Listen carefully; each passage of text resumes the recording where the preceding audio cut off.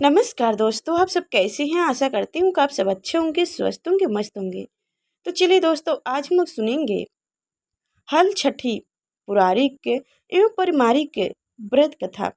तो हमारे साथ इस कथा को अंत तक सुनिए।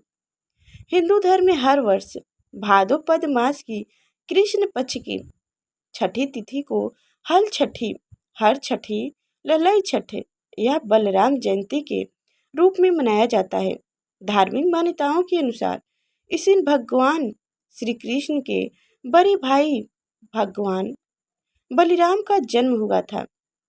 हर छठ का व्रत पुत्रों को दीर्घ आयु और उनकी संतान के लिए पुत्रवती महिलाएं करती हैं। ऐसी मान्यता है कि इस व्रत को करने से संतान के सभी कष्ट दूर हो जाते हैं। इस व्रत में पूजन विधि के उपरांत एक पौराणिक कथा जरूर सुननी जाती है। तो चलिए कथा सुनते हैं, जिसके सुनने से आपके संतान के सारे कष्ट दूर हो जाएंगे।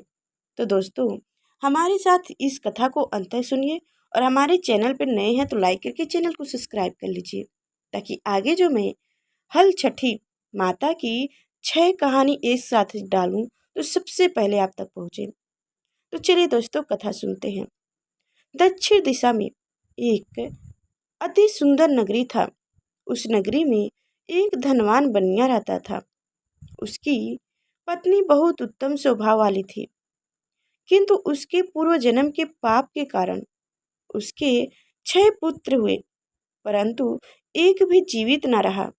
इससे दुखी होकर वह वन में चली गई। वन में उसे एक तपस्वी मुनि मिले।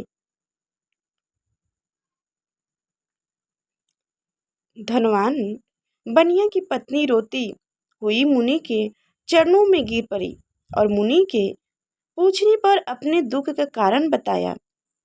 मुनिराज ने ध्यान लगाकर उनके बालक को वरुण कुबेर इंद्रलोक में खोजा, परंतु बालक नहीं मिले। तब वह समाधि लगाकर ब्रह्मालोक गए। वहाँ वह बालक दिखाई दिया।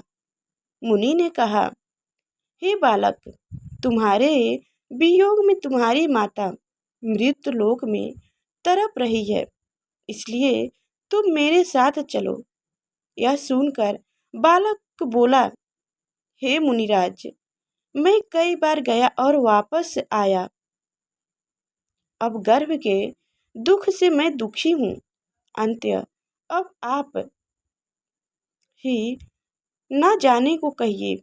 मुनिराज ने उसे बहुत समझाया, परंतु वह तैयार नहीं हुआ और मुनिराज से बोला, उनसे कहना कि वो मुझे पाने के लिए हल छठी माता का व्रत करे और व्रत के प्रभाव से मेरे उत्पन्न होने पर मेरी पीठ पर पोता से प्रहार करे, तो इस क्रिया से मैं दीर्घ आयु हो जाऊंगी। यह सुनते ही मुनि की समाधि खुल गई और उन्होंने सामने बैठी धनी बनिया की पत्नी को पुत्र का संदेश कह सुनाया। वह संतान दुख सुख पाकर संतुष्ट होकर घर वापस आई और सब समय आने पर हल छठी व्रत किया। पुत्र रतन उत्पन्न होने पर उसने पूजा के अंत में बालक की पीठ पर पोता मारा, जिसके प्रभाव से वह दीर्घायु हो गया।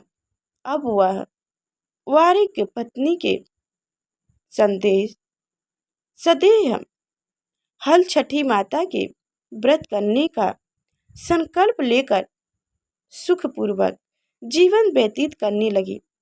तो जय हो छठी मैया की, जय हो।